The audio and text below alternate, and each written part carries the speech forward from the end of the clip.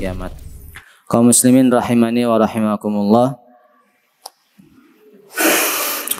Tanpa terasa kita sudah berada di penghujung atau hari terakhir di bulan Ramadan ini, insyaallah.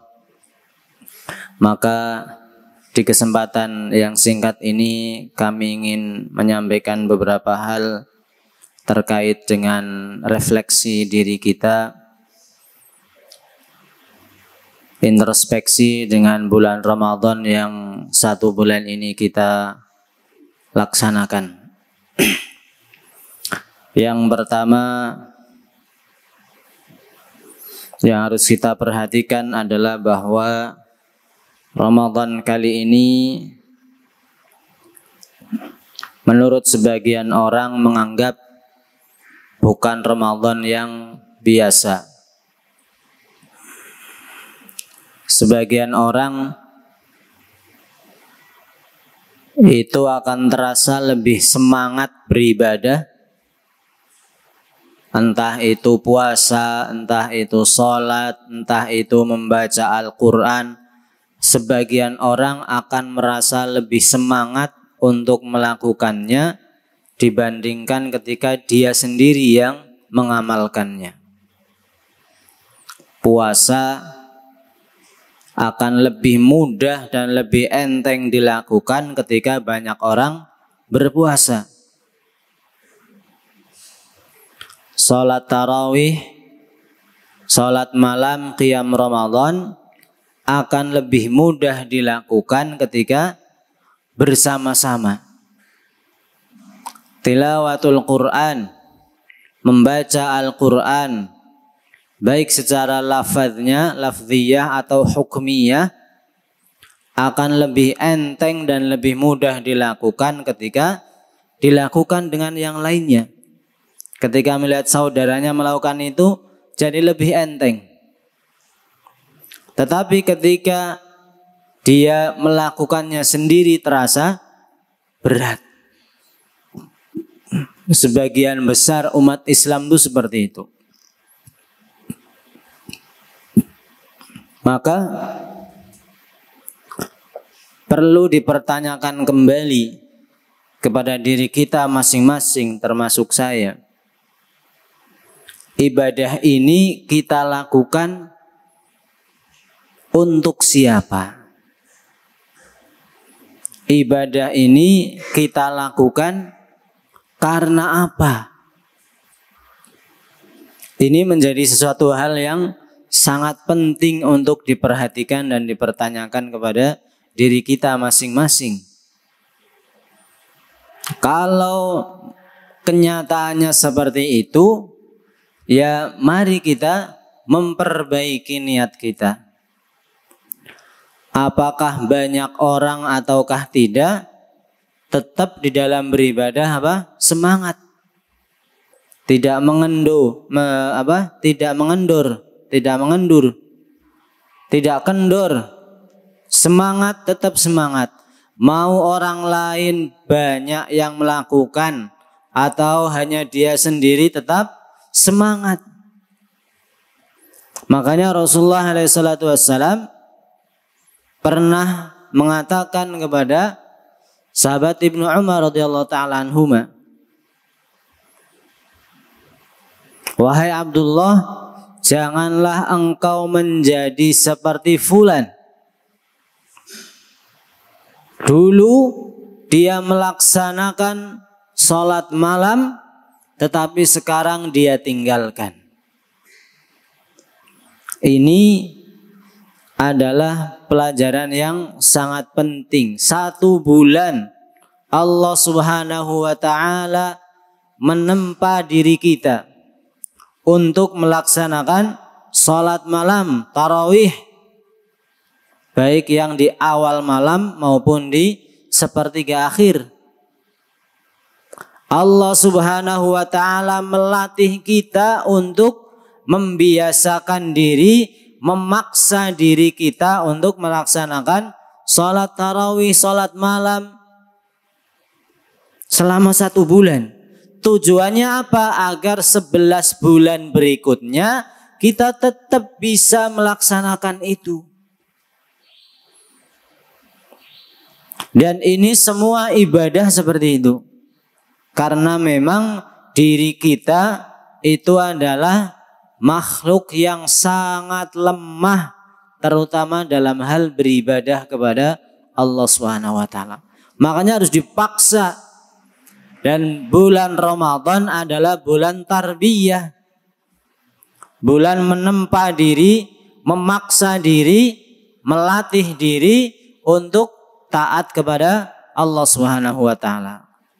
Oleh karenanya para hadirin yang dimuliakan Allah Subhanahu wa taala, ibadah-ibadah yang sudah kita lakukan di bulan Ramadan terutama adalah salat tarawih dan juga membaca Al-Qur'an, maka 11 bulan berikutnya diupayakan untuk tetap dijaga meskipun tidak setiap hari atau setiap malam. Meskipun tidak setiap hari membaca Al-Quran, meskipun tidak setiap malam sholat malam, minimal ada bekasnya. 2 hari sekali, 3 hari sekali, atau lebih dari itu. Minimal ada bekasnya. Tidak mengapa jumlahnya sedikit, tetapi kalau yang sedikit itu mudawamah, terus menerus istiqomah dilakukan, itu lebih baik di sisi Allah Subhanahu wa taala. Kata Rasulullah sallallahu alaihi wasallam fima ma'na ahabbul a'mal ilallahi adwamuha wa in qalla. Amalan yang paling Allah cintai yang dilakukan oleh seorang hamba adalah amalan yang meskipun sedikit tetapi dilakukan continue, terus menerus. Ini justru amalan yang paling Allah cintai. Oleh karenanya para hadirin yang dimuliakan Allah Subhanahu wa taala, mengingatkan kepada kita semuanya, ibadah yang sudah kita kerjakan di bulan Ramadan, semoga Allah berikan kebaikan di dalamnya. Allah menerima ibadah-ibadah kita yang dilakukan di bulan Ramadan, dan Allah memberikan kekuatan kepada kita untuk bisa istiqomah di atasnya. Ini yang pertama, para hadirin yang dimuliakan Allah Subhanahu wa taala. Kemudian yang kedua adalah, dan ini sebagai kaidah, beribadah kepada Allah Subhanahu wa taala di situasi yang lebih berat itu maka pahalanya tidak akan sama. Satu ibadah yang dilakukan oleh seseorang dalam kondisi sulit, dalam kondisi susah, dan dalam kondisi senang, pahalanya berbeda di sisi Allah Subhanahu wa taala meskipun ibadahnya sama. Meskipun ibadahnya sama-sama sholat malam di bulan Ramadan dengan luar Ramadan. Di dalam Ramadan mungkin kita mudah melakukannya, enteng karena banyak orang. Tapi di luar Ramadan kita tetap istiqomah melakukan dan itu terasa berat. Pahalanya dari sisi ini adalah lebih banyak yang dilakukan dalam kondisi berat. Para ulama kita mengatakan min a'la darajatil iman isbaghul wudu'i fi syiddatil bardi. Termasuk derajat keimanan yang tertinggi adalah menyempurnakan wudu tatkala musim dingin yang sangat menyayat.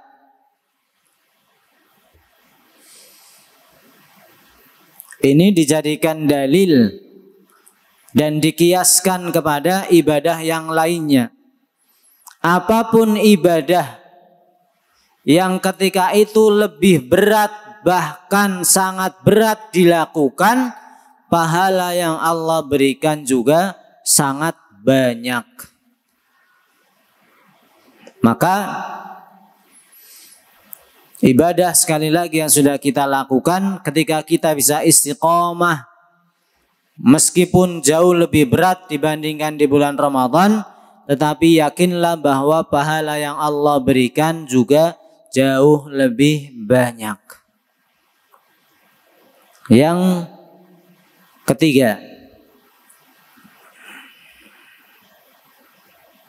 bahwa kaidah juga mengatakan di antara tanda, sekali lagi, di antara tanda diterima ibadahnya kita adalah bahwa setelah ibadah yang kita lakukan itu akan mendorong kita untuk melakukan ibadah yang lainnya.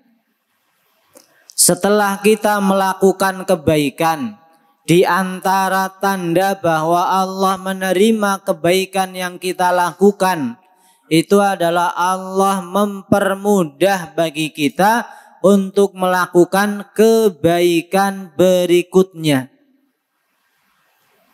Kita bisa melaksanakan bulan puasa di bulan Ramadan.